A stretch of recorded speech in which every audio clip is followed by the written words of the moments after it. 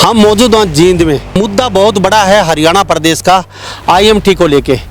जींद में पिछले काफ़ी दिनों से किसान कहीं ना कहीं मीटिंगें कर रही हैं, प्रेस कॉन्फ्रेंस कर रहे हैं, ज्ञापन सौंप रहे हैं कि सरकार आईएमटी जो बना रही है उसके लिए किसी भी सूरत में हम जमीन नहीं देंगे। मसला है 12,000 एकड़ जमीन का जींद का आईएमटी के लिए। ये बहुत उपजाऊ जमीन है।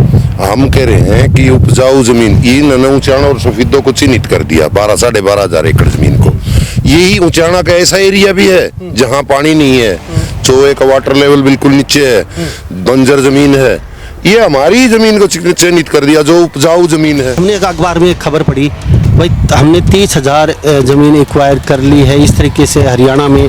तो क्या वास्तव में आपकी ज़मीन में भी कुछ हिस्सा है? देखो, हमारी नींद तो उसी दिन से गायब हो गई थी जिस दिन से ये कहा था कि यहाँ पे आईएमटी बनेगी। लेकिन कल की जो खबर है ये बहुत चौंकाने वाली है, क्योंकि पोर्टल पे जो कह रही थी 30,000 लोगों ने आवेदन किया है। आप यहाँ पे इतनी दूर से आए हो तो आप गांव-गांव जाना। इन 12 गांव में से भी हम श्योरिटी देते हैं कि 5% लोग भी पोर्टल पे नहीं गए। एक आदमी जाके पूरे गांव की जमीन चढ़ा दे तो सरकार ने अपने आदमियों से, बिचौलियों से बोल के पूरे गांव की जमीन चढ़ा दी। अगर सरकार अगर इस तरह के हथकंडे अपनाएगी तो फिर हमें ये मत मानना कि हम आपको कोई कोऑपरेट करेंगे। फिर लड़ाई जो है सीधी आर पार की होगी। विकास के नाम पे जो शब्द बोलेगा ना, ये तो एक बहकाने वाली बात है। आप कहीं भी किसी भी आईएमटी को देख लीजिए, कहाँ पर रोजगार मिला। और दूध घी लस्सी तो तब बेचेंगे जब यहाँ जमीन होगी। भैंस गाय तो तब रखेंगे जहाँ कुछ खाने के लिए होगा। जब यहाँ कुछ अनाज फसल ही नहीं होगी तो दूध गाय किस चीज़ का, भैंस का किस चीज़ बेचेंगे। रोजगार देने तो फॉरेस्ट वाले वोट आ दिए, कभी किसी को उठा रहे, कभी किसी को प्राइवेट सेक्टर कर रहे हैं। वो भी तो अवसर है, वो भी तो दे सकते हैं। क्या एक जमीन खोस के ही रोजगार दिया जाता है? कितनी पीढ़ी आगे से आगे दे के चलेगी, गुजारा हो गया, नस्ल बचती रही। ये तो नस्ल बर्बाद कर रहे हैं और रोजगार कह रहे हैं। अब हमारी एज लगा लो, 30 के आसपास लगा लो, आईएमटी आने में 20-25 साल लग जाओगे। कितनी हो जाएगी हमारी एज? मेरे गांव से एक भी किसान ने आज पोर्टल नहीं करा अब तक, और मेरे गांव की जमीन दिखा रहे हैं सारी। तो आप अंदाजा लाओ, डर का माहौल तो है ही हमारे लिए। खोज सकती है जमीन, छीन सकती है सरकार, इसमें कोई दो राय नहीं। भाई इस आईएमटी को की टाल करो और हमें कमा कर खाने दो, यही ठीक है। हम जो पुश्तैनी रोजगार है और सही पूछे सही मायने में। मेरी आप भी सियाने हो, चल और अचल संपत्ति दो तरह की होती है। अचल को तो मैं बेच सकता था, चल मेरे बाप ने मेरे दादा से आकर आई है तो मेरा भी इतना अधिकार है कि मैं अपने बेटे को देकर जाऊं।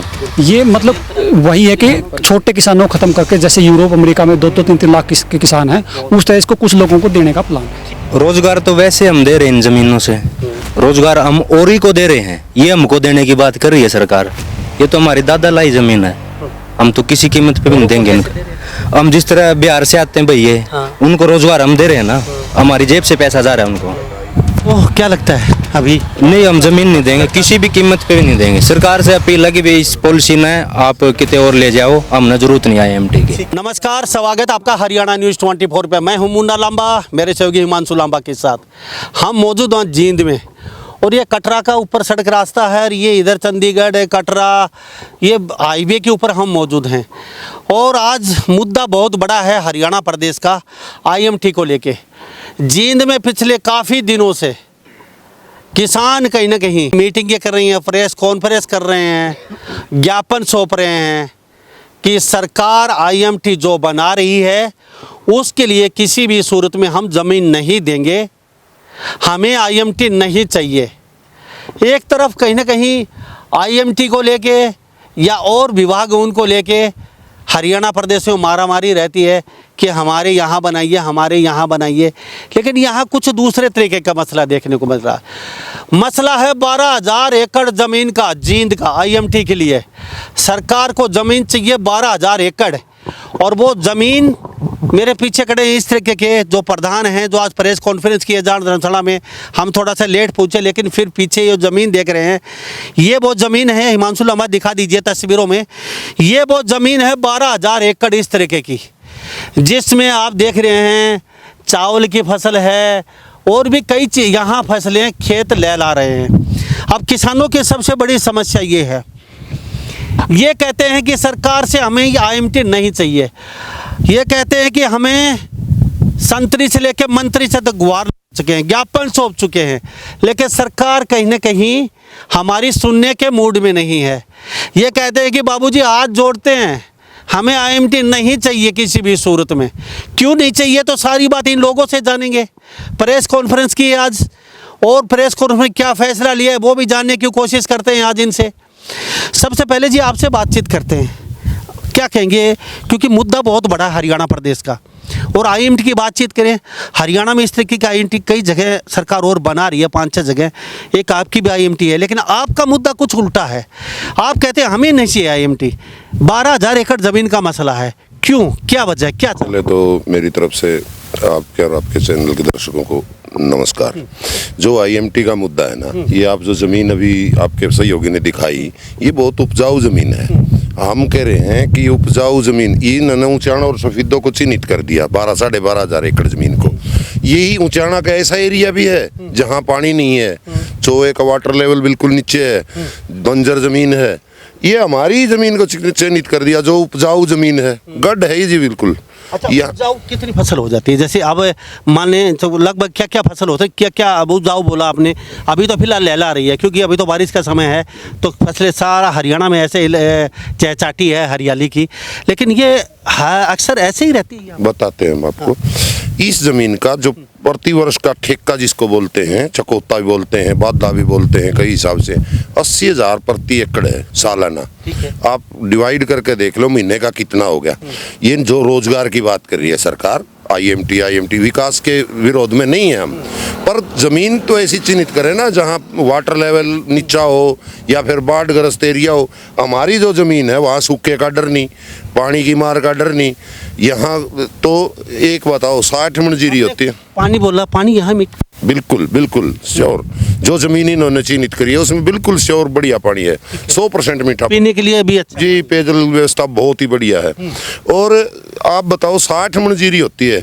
आप किसी जमींदार से, लोकल जमींदार से जाकर पूछिए, जब आपने तेरे को बता दिया बाधा प्रति वर्ष 80,000 रुपये प्रति ठेका है, तो आप बताओ बंजर ज़मीन का तो को देगा नहीं इतना। अगर काश्त करने वाला लोग भी दूसरा आता है ना, वो भी यहाँ से फसल उठाकर बेचा के ले जाता है। 70 मन 60 मन गेहूँ होता है यहाँ, पैदावार बहुत अच्छी है। और सारी बातें छोड़ के इस पर जो बसर कर रहे हैं ना लोग, जो काश्तकार लोग हैं, जो भूमि वाले हैं वो तो ठीक है, भूमि विहीन जो किसान मजदूर है ना, वो भी अपना पेट बढ़िया वाल रहे हैं। अब यहाँ जो डंगरों की संख्या है, वो ज़मीन पे उपज होती है, ज्वार बाजरा जो भी, उसके सारे डांगर पाले हैं। श्वेत क्रांति है, यहाँ से दूध का उत्पादन बहुत बढ़िया है। हम इसलिए विरोध कर रहे हैं भाई आईएमटी का। ठीक है, आपसे जाने कितने कितने गांव आते हैं आपके पास? अभी दोबारा लौटते हैं, यहाँ कितने गांव का मसला है? 1 दर्जन से अधिक या 1 दर्जन? ये लगभग 12 गांव पड़ते हैं। कौन से आपका नगूरा, हसनपुर, अड़ेवा, मांडी, दिल्लवाड़ा, गोइया, डाठरत, खांडा, मोहम्मद खेड़ा, अमरावली खेड़ा, बढ़िया खेड़ी और खरगादियाँ। ठीक है, जामनी होगी। तो ये अभी आज हमने एक अखबार में एक खबर पढ़ी भाई, हमने 30,000 ज़मीन एक्वायर कर ली है इस तरीके से हरियाणा में। तो क्या वास्तव में आपकी ज़मीन में भी कुछ हिस्सा है? देखो, हमारी नींद तो उसी दिन से गायब हो गई थी जिस दिन से ये कहा था कि यहाँ पे आईएमटी बनेगी। लेकिन कल की जो खबर है ये बहुत चौंकाने वाली है, क्योंकि पोर्टल पे जो कह रहे थे 30,000 लोगों ने आवेदन किया है। आप यहाँ पे इतनी दूर से आए हो तो आप गांव-गांव जाना। इन 12 गांव में से भी हम श्योरिटी देते हैं कि 5% लोग भी पोर्टल पे नहीं गए। उसके बावजूद भी सरकार के आंकड़े ये दिखा रहे हैं कि पूरे का पूरा गांव पोर्टल पे चढ़ गया। उस पर अगर आप जाके देखोगे तो कोई एक मीडिएटर है, उस मीडिएटर के नाम से पूरे गाँव की ज़मीन चढ़ गई। इनका इस पे जो जाने का, जो चढ़ाने का मामला क्या था, जैसे मैं किसान हूँ, मान ली मेरी ज़मीन है, तो अगर मैं चढ़ाऊँ तो मेरे पास OTP आए, मैं उसका अधिकारी हूँ। लेकिन ऐसा कुछ था ही नहीं, एक आदमी जाके पूरे गांव की ज़मीन चढ़ा दे। तो सरकार ने अपने आदमियों से, बिचौलियों से बोल के पूरे गांव की ज़मीन चढ़ा दी। अब हमें ये डर ये भी है कि जिस तरह सरकार ने आज ये मोनोपोली तय करी है, कि मतलब एक मानस बनाया है, लोग कहेंगे भाई इस तो लोग ही दे रहे हैं, हम क्या करें, बाहर के लोग सोचेंगे। आज दिखा दी उन्होंने पोर्टल पे चढ़ाई हुई, कल को ये मीटिंग दिखाएंगे किसान के साथ में कि हमारे किसान के साथ मीटिंग हुई है और हमारी डील फाइनल होगी 2 करोड़ में, 3 करोड़ में, और ठा के किसान के खाते में पैसे डाल देंगे। फिर किसान किसी चीज़ में इन्वॉल्व नहीं है ना, हो सकता कल कोई मीटिंग है उसको वीडियोग्राफी करी जावे। तो सरकार अगर कल को इस तरह से ज़बरदस्ती करने लगी तो किसान कहाँ जाएंगे? मतलब स्वेच्छा के नाम पे सरकार जो ये ढोंग रच रही है, ये बड़ा आप मामले को ना बहुत गंभीर बना रहे हो। ठीक है, अच्छा, ये जो अखबार में आया 30,000 का, ये मसला किसानों का है ही नहीं। मैं वही तो कह रहा हूँ, पोर्टल पे जो चढ़ा है, पूरे गांव पोर्टल चढ़े हैं, एक्चुअल में तो 5% लोग भी पोर्टल पे नहीं गए, उनको पता ही नहीं पोर्टल का वो मतलब बिचौलिए हैं आपने कहा। इनका एक ही बिचौलिया दिखाया है, उसने ठा के सारा चढ़ा दिया। चढ़ा दिया। तो आपको अब डर सता रहा है कहीं अकाउंट में पैसे भी ना आ जाए। मैं वही तो कह रहे, जैसे ही पैसे आ गए तो हाथ कट गए। सरकार कहेगी जी आपने डील की है, डील के लिए कोई वीडियोग्राफी नहीं है, कोई नियम नहीं है, कोई आपका पोर्टल पे कुछ मतलब आपने कुछ भी तो तय नहीं किया, कुछ सारा तो मामला गाड़ में का है। हमें तो देखो डर वही है जो किसान के जो 3 काले कानून लेके आए थे, वो जब उसके बाद सरकार जो चाहती है कि ज़मीन किसी तरह भी कॉर्पोरेट के हाथ में जाए। पहली बात तो ज़मीन सरकार को चाहिए ही नहीं, ना सरकार इसमें कोई उद्योग करना चाहती, एक बात तो कन्फर्म है। सरकार तो बिचौलिया काम कर रही है, कॉर्पोरेट इस पे आने वाला, कॉर्पोरेट को ज़मीन देंगे। अब मान लीजिए ये सरकार ये कह रही है पहले एक पॉलिसी में तो कि क्या नाम है, हम कुछ भूखंड देंगे डेवलपमेंट एरिया करके, उसका कुछ टुकड़ा देंगे, वो टुकड़ा आपको 30% से लेकर 60% तक जा सकता है। मान लीजिए अगर वहाँ शोरूम कटेंगे तो 30% मिलेगा आपको डेवलपमेंट के बाद, आपको औद्योगिक क्षेत्र कटा 50% तक जा सकते हो जो डेवलपमेंट एरिया है। तो इस तरह से अब सरकार देने की बात कह रही है। अब वो कह रही है कि 3 साल तक आपको किराया मिलेगा ज़मीन का, जब तक हम इसको मतलब विकसित नहीं कर देते। तो 3 साल बाद वो टुकड़ा देंगे, वो कब की कब बिकेगा ना बिकेगा, मालिक को कुछ कॉर्पोरेट घराने एक होके कहते हैं जिनकी ज़मीन सस्ते में उठानी है, या जैसे मान लीजिए रोहतक में आज तक भी 30 सालों का डेवलपमेंट नहीं हुआ, तो उस ज़मीन को कौन लेगा, कैसी बिकेगी, कोई कुछ समझ ही नहीं आ रहा कि ये सरकार चाहती है कि आखिर। तो सरकार से यही डर सता रहा है। तो इसी सूरत में एक तो उपजाऊ जमीन आपने बताया, एक मीठा पानी है यहाँ पे, कोई बंजर जमीन में बना दीजिए, आपको कोई एतराज़ नहीं है। आपने बताया यहाँ काफ़ी बंजर जमीन, हम चीज़ एक चीज़ कह रहे हैं, बंजर में भी सरकार पानी की व्यवस्था कराए। ज़मीन बेचना कोई हमारा जो हम ये कह रहे हैं कि जो एग्रीकल्चर सेक्टर है वो 46% रोजगार देता है, और प्राइवेट सेक्टर जो उद्योग को लगा लीजिए सारा 7% रोजगार देता है। तो 46% रोजगार जो दे रही है आज का एग्रीकल्चर सेक्टर है, आप उसको उद्योग में कन्वर्ट करके कैसे नौकरी दे दोगे। और दूसरी बात है, उद्योग में तो क्या है, सरकार प्रधानमंत्री ने खुद कहा कि आर्टिफिशियल इंटेलिजेंस जो आ रही है वो आपकी नौकरी को खा जाएगी। मतलब जहाँ भी कर्मचारी हैं वहाँ ऑलरेडी छटनी हो रही हैं, सब कुछ मतलब ऑटोमेटिक मोड में जा रहा है फैक्ट्रियों में, तो वहाँ तो रोजगार का मतलब ही नहीं है। अब आपने आज फैसला क्या किया? आपने आज आपका अभी तो फैसला लगा लीजिए, चेतावनी लगा लीजिए। हमारी लास्ट चेतावनी है 22 सितंबर की, हम ज्ञापन देंगे सरकार को, लास्ट चेतावनी है। देखो हम निवेदन कर रहे हैं, अभी इस देश के हालात वैसे ठीक नहीं चल रहे हैं। आपके पड़ोसी देश नेपाल में बहुत बुरी स्थिति है, लोगों को पहले लोगों में बहुत बुरा, आप जानो करो इस समय सारी जगह है। तो हम चाहते हैं कि इस समय हम देश के साथ खड़े हों, हम धरने प्रदर्शनों में ना जाएं, क्योंकि देश बहुत नाजुक दौर से गुजर रहा है।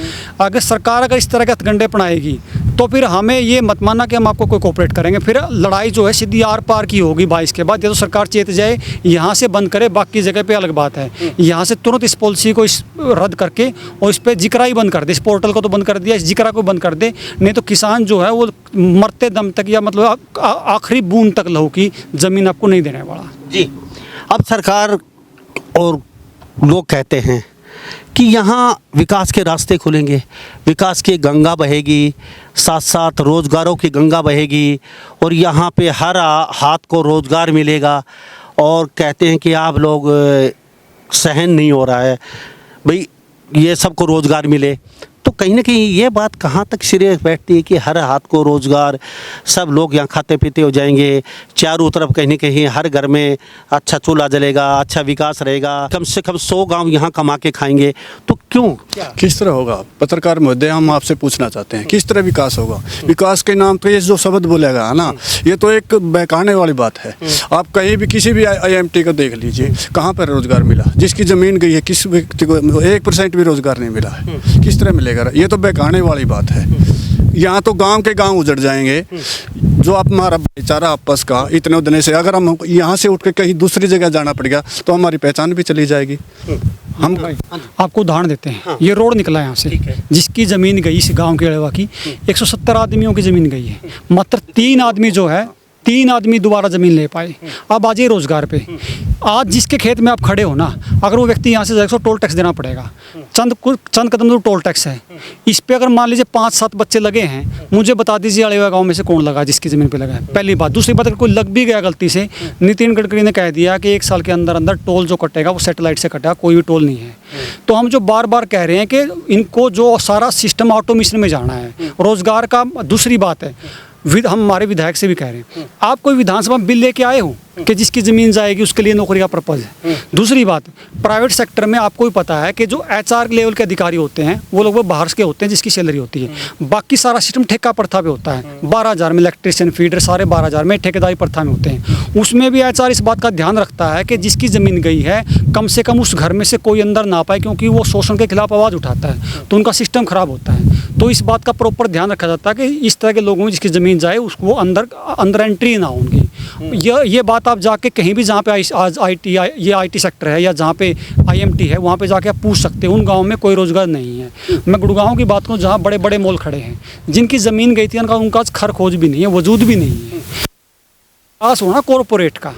और दूध घी लस्सी तो तब बेचेंगे जब यहाँ ज़मीन होगी। भैंस गाय तो तब रखेंगे जहाँ कुछ खाने के लिए होगा। जब यहाँ कुछ अनाज फसल ही नहीं होगी तो दूध गाय किस चीज़ का, भैंस का किस चीज़ बेचेंगे। ठीक है, ठीक है। हमारे साथ युवा साथी हैं और ये भी खड़े हैं, इनको भी डर सता रहा है। जींद में मौजूद हैं और सबसे बड़ी बात यह बता दें, IMT के लिए हरियाणा प्रदेश में सबसे ज़्यादा ज़मीन इन 1 दर्जन से अधिक गांव की जींद के अंदर जा रही है। 12,000 एकड़ का मसला है और ये लोग कहीं ना कहीं कहते हैं कि 22 तारीख को बहुत बड़ा एक किसानों का काफिला चलेगा, ज्ञापन सौंपेंगे और इस ज़मीन को खुर्द मुर्द में कहते हैं ये लोग कहते हैं कि नहीं जाने देंगे।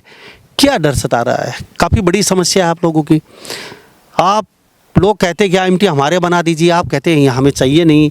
सरकार कहती है कि रोज़गार के रास्ते खुल रहे हैं, आप कहते हैं नहीं चाहिए ऐसे रोज़गार हमें, तो क्यों?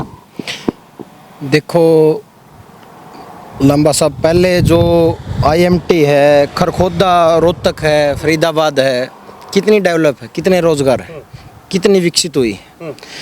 अच्छा, रोज़गार शब्द तो अच्छा है लेकिन रोज़गार देने इन सरकारी खजाना तो इनके पास है नहीं। कह रहे हैं कि हमारे पास वित्तीय व्यवस्था नहीं है, कौशल से लगा लो 4-4 महीने की सैलरी अटकी हुई उनकी। कह रहे हैं खजाना नहीं है, पैसा नहीं है तनख्वाह देने के लिए। अच्छा, ज़मीन खोसने के लिए इनके पास पैसा है। रोज़गार देने तो फॉरेस्ट वाले वो हटा दिए, कभी किसी को हटा रहे, कभी किसी को प्राइवेट सेक्टर कर रहे हैं। वो भी तो अवसर है, वो भी तो दे सकते हैं। क्या एक ज़मीन खोस के ही रोज़गार दिया जाता है? कितनी पीढ़ी आगे से आगे दे के चलेगी, गुजारा हो गया, नस्ल बचती रही। ये तो नस्ल बर्बाद कर रहे हैं और रोज़गार कह रहे हैं। अब हमारी एज लगा लो, 30 के आसपास लगा लो, IMT आने में 20-25 साल लग जाओगे। कितनी हो जाएगी हमारी एज? नस्ल तो हमारी बस्ती नहीं, जब हमारी ज़मीनें चली गई नहीं, गांव तो नष्ट होएगा। को कैथल जाएगा, कोई अम्बाड़ा जाएगा, कोई पेवा जाएगा, कोई नरनौल जाएगा, कोई आंसी जाएगा। संगठन तो खराब हो गया, गांव उजड़ गए। मेन मकसद इनका है किसान को किसी भी ताकत में अलग अलग तरीके से कमज़ोर करो। मतलब एक तरीके में काबू में नहीं आने। वो 3 काले कानून आला था, उसमें काबू में नहीं आया। धरना सेंटर लेवल का मामला मोड़ दिया तो एक थोड़ा छोटा मामला उससे, तो अगर वो मोड़ दिया ये हो तो कुछ है नहीं उसके आगे। ये कह रहे हैं कि मतलब ये उपजाऊ ज़मीन है। क्या यही चिन्हित ज़रूरी है IMT के लिए? न तो हमने इसकी मांग करी, न हम जिस रोड पकड़े इसकी मांग करी। मांग तो की होगी तो नहीं। अभी आप 12 गांव के सरपंच लिख के देंगे या आपका विधायक चक्कर लगाएंगे, फिर वो मांग उठाएगा जी हमें IMT दे दीजिए। उसके बाद वो भी बताऊंगा मैं अपने। जैसे कल न्यूज़ में आई है कि 30,000 जबरदस्ती दे रहे हैं आपको। जबरदस्ती क्या, जमीन जबरदस्ती चढ़ा रहे हैं। ये डर तो अब और डर ज़्यादा हो गया हमने। 30,000 टोटल 35,500 एकड़ लेनी है, एक्वायर करनी है पूरे हरियाणा की। 6 IMT है जो सबसे ज़्यादा ज़मीन है अपने जींद की, 12,000 एकड़। जो 30,000 में तो 90% हो गया। आप औसत लगा लो 35,500 का। 30,000 कह रहे हैं कि ज़मीन रजिस्ट्रेशन करवा दी, फसल का पंजीकरण कराना हुआ नहीं। OTP आवा है, आधार संख्या हुआ है, पैन कार्ड संख्या हुआ है, खाता संख्या हुआ है, ट्यूबवेल कनेक्शन हुआ है, पता नहीं कितने कितने बिजाई किस तरीके की आपकी। एक फसल के रजिस्ट्रेशन में तो इतनी पोर्टल पर जगह आ रही है और ज़मीन जब ज़मीनें जाने लग रही उसका कोई हमने पता ही नहीं। चलो ठीक है, सारी बात मान लेते हैं। मैं आपसे जानता हूँ जी, आप चाहते नहीं हो, हमें नहीं चाहिए IMT, तो जबरदस्ती सरकार तो कभी IMT नहीं बनाएगी, आपको जरूरत नहीं है तो सरकार तो अभी बताया ना क्योंकि मेरे- काफी जगह ऐसी जो डिमांड करे वहाँ बना देगी। अभी बताया ना आपसे कि स्वैच्छिक बोल रही ठीक है है। और स्वैच्छिक बोल के कल का आपने पेपर पढ़ा होगा जागरण, उसमें साफ तौर पर लिखा है 30,000 एकड़ का रजिस्ट्रेशन हमारे पास है। सबसे पहले एक रजिस्ट्रेशन मिला मैंने, हम यहाँ से पंचायत करके गए थे तो यहाँ जो इमीडिएट था वो एक पेट्रोल पंप है इसका अतरी का, यहाँ आए हुए थे तो कुछ गांव के लोग भी आए थे अड़ेवा से और फलाना से इधर उधर से। तो एक फार्म मेरे पास आ गया किसी भाई का, तो मैंने वो फार्म देखा, मैंने उस वाकिफ था मैं उस आदमी से, तो मैंने उससे बात करी, मैं कहा भाई तेने कोई फार्म भरा है? बोला ना यार मन तो नहीं भरा। मैंने उससे संपर्क कराया, उसका नंबर दिया, मैंने खुद भी बात करी मीडिएटर से, नाम है मुकेश कुमार। वो बोला हमने तो सब के सब का रजिस्ट्रेशन उठा के इस पर तैयार कर दी, पोर्टल कर दिया। बोले यार आया नहीं कुछ, OTP आया नहीं, कोई सिग्नेचर नहीं, आपने कैसे कर दिया? बोले आपको 2.5 करोड़ का ऑफर लेटर भेज दिया, मेरे पास है, आपको तो मैं दिखा देता हूँ। तो बोले आपको भेज दिया, आप साइन मत करना।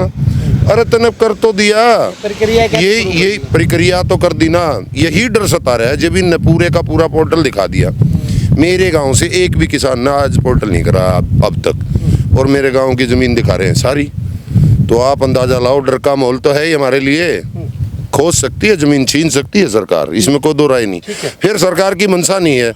सरकार अगर अधिकृत करती तो अपना पूरा प्रपोजल तैयार करती, एम्स बनाया जाएगा, फलानी रेल कोच फैक्ट्री लगेगी, कुछ भी नहीं है अभी तक। ये कॉरपोरेट घरानों को देना है, बस बात यही। आगे बोलिए। अभी क्या आखिरी क्या आपका फैसला? सरकार अभी आपको बड़े बड़े नेता सब सुन रहे हैं, हरियाणा के पूरे भारत के लोग देख रहे हैं। हमारा है भाई, हम सरकार से मार्मिक अपील कर रहे हैं भाई, इस IMT को की टाल करो और हमें कमा कर खाने दो, यही ठीक है। हम जो पुश्तैनी रोजगार है और सही पूछे सही मायने में, मेरी आप भी सियाने हो, चल और अचल संपत्ति 2 तरह की होती है। अचल को तो मैं बेच सकता था, चल मेरे बाप ने मेरे दादा से आकर आई है, तो मेरा भी इतना ही अधिकार है कि मैं अपने बेटे को देकर जाऊं। मैंने अगर कोई खरीदी होती ना 1 एकड़ 2 एकड़ हुआ तो मैं बेच सकता हूँ।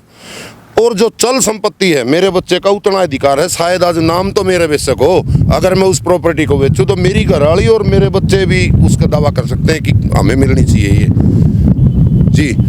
और सरकार चाहती है ना चल को देख रही ना अचल को देख रही, ये नायाब श्रेणी ने ऐसा काम कर दिया, गायब श्रेणी हम बना दिए गायब। बता चलो रोड की कनेक्टिविटी बढ़ी, 20 से चली गई, ये जरूरत थी, मानते हैं हम, कनेक्टिविटी बढ़े, इससे मान गए भाई विकास सही है, आयात निर्यात होगा।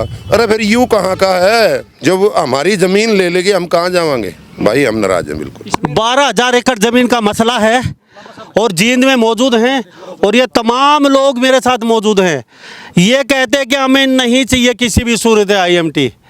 ये कहते हैं सरकार से हाथ जोड़ के अपील है, प्रार्थना है, करमबंद प्रार्थना है, अगर बाबूजी हमें नहीं चाहिए, हमारी ज़मीन छोड़ दीजिए, 12 एकड़, जहाँ जिसको ज़रूरत हो वहाँ बना दीजिए। क्या कह रहे थे? रोजगार में लास्ट में एक बात जोड़ देता हूँ, अगर एक्चुअल में रोजगार देना है ना, जिला जींद में भी शहर में HIDSDC की साइट जो है, आप वहाँ जाओगे तो 90% प्लॉट जो आज भी खाली पड़े हैं, हर शहर में खाली पड़े हैं। बहुत ज़मीन HIDC के पास है, उसमें जाके आप कोई भी उद्योग लगा दो, कोई प्लांट लगा दो, मना नहीं कर रहे, रोजगार दे तो कौन मना कर रहा है, लेकिन यही देना इसमें ऐसी क्या खास बात है? तो आपको लगता है कहीं ये मतलब वही है कि छोटे किसानों को खत्म करके, जैसे यूरोप अमेरिका में 2-2, 3-3 लाख के किसान हैं, उस तरह इसको कुछ लोगों को देने का प्लान है। ठीक है, क्या कहेंगे? युवा साथी हैं और आपको भी कहेंगे भय सता रहा है, आपको तो रोजगार मिलेगा, नौकरी मिलेगी, सरकार बड़े व्यायाम लेके आ रही है, पता नहीं कहाँ कहाँ, यहाँ बड़ी बड़ी फ्लाइट, हवाई जहाज़, ट्रेनें, सब इतना अच्छा खासा हो रहा है। रोजगार तो वैसे हम दे रहे हैं इन जमीनों से, रोजगार हम औरी को दे रहे हैं, ये हमको देने की बात कर रही है सरकार। ये तो हमारी दादा लाई जमीन है, हम तो किसी कीमत पे भी नहीं देंगे इनको। हम जिस तरह बिहार से आते हैं भैया, उनको रोजगार हम दे रहे हैं ना, हमारी जेब से पैसा जा रहा है उनको। धान लगानी है, कटाई है, और मजदूर हैं, मतलब जानवर इस जमीन पे पड़ रहे हैं, दूध दही जो भी है इस जमीन से चल रहा है, हमारा सब कुछ इससे चल रहा है। ओह, क्या लगता है अभी? नहीं, हम जमीन नहीं देंगे, किसी भी कीमत पे भी नहीं देंगे। सरकार से अपील लगी भी इस पॉलिसी ने आप कितने और ले जाओ, हमने जरूरत नहीं IMT की। ठीक है, बस एक के हाथ जोड़ के एक के निवेदन तो जमा क्लियर करा क्या रहेगा, हमने 1% भी जमीन नहीं देना चाहते, जमा डट का विरोध करांगे जमा सरकार का। हर गांव में ग्राम सभा का ग्राम सभा प्रस्ताव पास करके है, साइन सबके कर पास रखे साइन सिग्नेचर हैं, जिसको लेना और ले सकता है। सरकार ये ना कहे कि हमने मतलब एक व्यक्ति भी सरकार के पास एमटी मांगने गया हो, एक सिंगल व्यक्ति पूरे 12 गांव से वो डाटा सारी दे जमीन दिया दे देंगे। लेकिन झूठ मत बोले सरकार, पूरे गांव ने ग्राम सभा बिल पास प्रस्ताव पास करके डीसी को देने जा रहे हैं। जी बस एक लंबा साहब, जो सरकार ने एक पॉलिसी तैयार करी नहीं, स्वैच्छिक अधिकार, स्वैच्छिक अधिकार उन्होंने दे दिया। अब कल ना आदमी अड़ नहीं जाओ है, अगर भाई तो हमने अपनी स्वेच्छा से दी है। स्वैच्छिक अधिकार पहले तो बरगला रहे इस पॉलिसी का नहीं बेरा ये सौदा है कि स्वैच्छिक का तो ड्राम नोट हो गया जब 30,000 किले नु दिखा दिए चढ़ा दिए। हमने तो अपनी पोर्टल भी खोल कर कौन देखे वो मामला है कि धक्का तो जबरन वसूली कर रखी जमीन की। कल नु कह देंगे स्वेच्छा से दी है, फसल भी बर्बाद है, नस्ल भी बर्बाद है। 12,000 एकड़ में आप जिंदगी लगा लो, कम से कम 3 लाख क्विंटल तो गेहूँ अनाज दे रहे हैं देश को, 3 लाख क्विंटल चावल दे रहे हैं। क्या उससे देश का पेट नहीं भरता? अकेला हमारा थोड़ा नहीं भरा है। सुधीर भाई एक बात और बड़ी है, जब जो व्यक्ति पोर्टल पे चढ़ा सकता है, जो बिचौला है, AI से साइन मारना कितनी बड़ी बात है। तो हमारे साथ तमाम ये किसान मौजूद हैं और कमेटी बनाई हुई कमेटी के सदस्य भी मौजूद हैं ये, और यहाँ अच्छी खासी संख्या थी लेकिन थोड़ा सा लेट पहुँचे। पीछे ज़मीन देख रहे हैं, IMT को लेके ये लोग एकजुट हैं, कहते हैं किसी भी सूरत में नहीं बनने देंगे, चाहे हमें किसी हद तक भी जाना पड़े। यहाँ के ये जींद जो ज़िला है और ये विधानसभा क्षेत्र है, यहाँ के लोग कहते हैं 1 दर्जन से अधिक गांव का मसला है और हरियाणा में सबसे ज़्यादा IMT की ज़मीन 12,000 एकड़ का मसला है। और ये पीछे तस्वीरें देख रहे हैं, लहलाती फसलें हैं, ये कहते हैं कि मीठा पानी है और किसी भी सूरत में इस ज़मीन को हम नहीं जाने देंगे। ये हमारी फसल भी है, हमारी नस्ल भी है और इसको बर्बाद नहीं होने देंगे। तो सरकार से हाथ जोड़ के इन लोगों ने प्रार्थना की है। और इस बारे में आप क्या सोचते हैं? सभी इन बातों के साथ मैं मुन्ना लांबा, मेरे सहयोगी हिमांशु लांबा के साथ हरियाणा न्यूज़ 24। नमस्कार, जय हिंद।